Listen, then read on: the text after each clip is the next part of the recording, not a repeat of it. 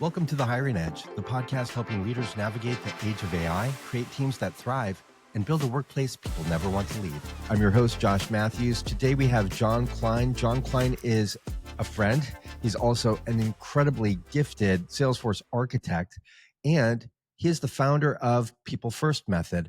And some of you who've been tracking the show for at least the last 8 or 9 months will know that we had an amazing giveaway last year.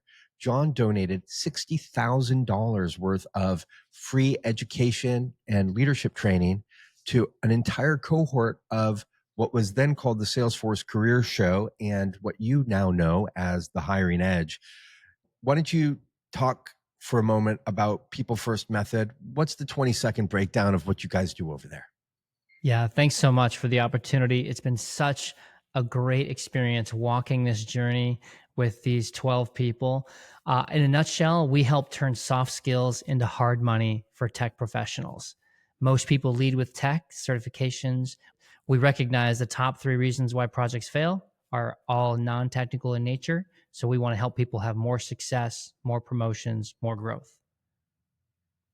Maybe you can share what were some of the results for this cohort? What I loved about this cohort, and it's really just representative of your audience, is that it was a really good spectrum, a really diverse set of people, a lot of different backgrounds and a lot of different experience, everything from 1 to 2 years experience all the way up to 12 plus years experience. A lot of different backgrounds. We had people from the UK, from Canada, from India, from the US, across all 3 time zones. Really great to see the level of diversity that's in your audience and that we were able to serve. Can we talk about our friend who hadn't worked for 2 years and suddenly found herself in an incredible role with a New York-based company? Essentially, when we began with Serena at the beginning, she was really struggling with confidence. And I'm not saying anything that she wouldn't say herself. If you go to her LinkedIn profile, she's already mentioned all of this. Every week she actually posts. So for her, she really had some challenges with confidence because she had applied to many, I think upwards of 50 different roles over the many months. And it's so difficult to be ghosted, to figure out like, what am I going to do? How to stay motivated? And certainly she's also a military family, so she's got other stresses. It was amazing to see her week after week just invest and become more and more confident, have poise. And really what she mentioned is even as she went in to do these interviews on these new positions, the whole vernacular and focus of what it was that she was going to talk about. She wasn't going to go through and mention all of the checklist items from a particular technical project.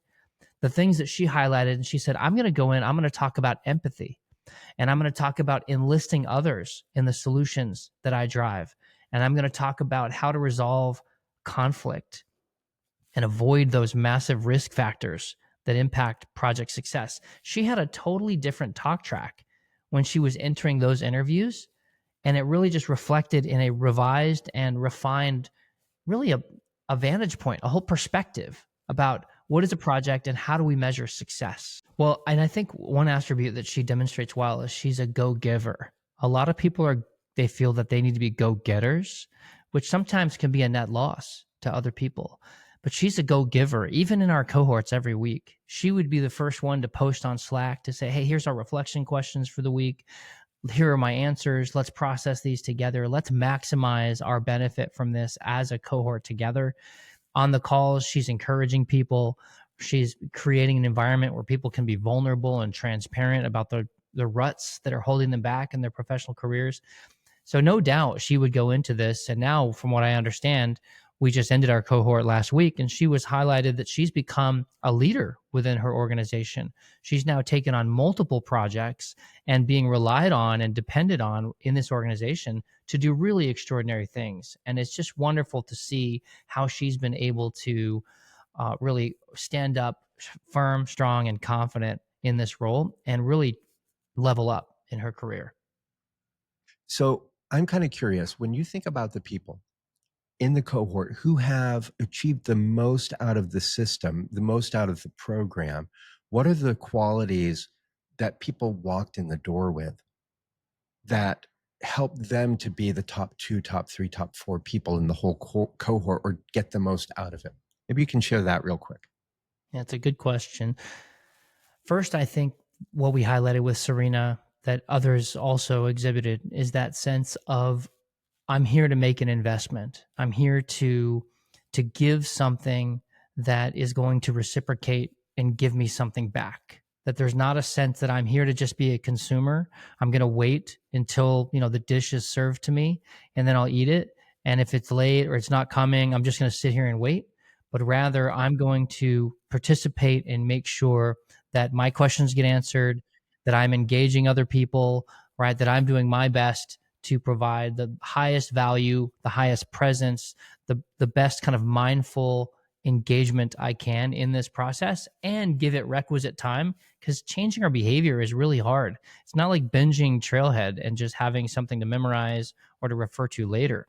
What level of engagement are people taking from the course and from this training and actually utilizing it and applying it in their regular lives? They're slowly changing over time in this kind of peer environment. I think very quickly people realized that they were in new territory, that they were in kind of uncharted waters. And though they may have heard, for example, some of the terminology that we're talking about, for example, who hasn't heard of a process diagram? But we take something that seems ordinary, like a process diagram, and through that people first vision, we turn it into something extraordinary as a recon device, as an ability to align and motivate people towards a particular direction. We show them how to use ordinary tools, much like one is going to use an ordinary pickaxe in the right way to mine gold. It's not the pickaxe that discovers the gold, right? It's the person who recognizes how to use a simple tool in an extraordinary way. So they realized this very soon. And I think that was very motivating. It created an appetite that they knew no matter what we were going to discuss, something as seemingly mundane like a test plan, for example, or a deployment plan. We go over these aspects as ways of communicating value and demonstrating it and making it visible to the client, right? Ensuring that there's no risk if you happen to move away or it can't work on the project next week, you're ensuring that the show will go on. There's all of these other benefits that people recognized weren't things that they were thinking of or had actually ever heard about. So everybody, Jon has a code for you. If you want to get 50% off of the People First method for the next cohort, it starts in September. That's $2,400 off the entire course. This is only available to the first 12 people who sign up. That sign up code is HiringEdge. So you'll see on peoplefirstmethod.com, when you go to register, you can just enter in HiringEdge. You'll get half off and some incredible results. You've had 12, 14 people go through the last cohort. I was able to place 2 of them, and I didn't even know that they were part of the cohort at the time because I'm terrible with names, as most of you guys know. Jon, I can't thank you enough for being on the show. You're always welcome here. What you do over at People First Method is nothing short of absolutely incredible. You are one of the most unique, high EQ people I've ever met in my life. You are so appreciated in this ecosystem, and certainly appreciated by me and by my audience. So thanks so much for being here. My pleasure. I'm so glad to help, and thanks for the opportunity.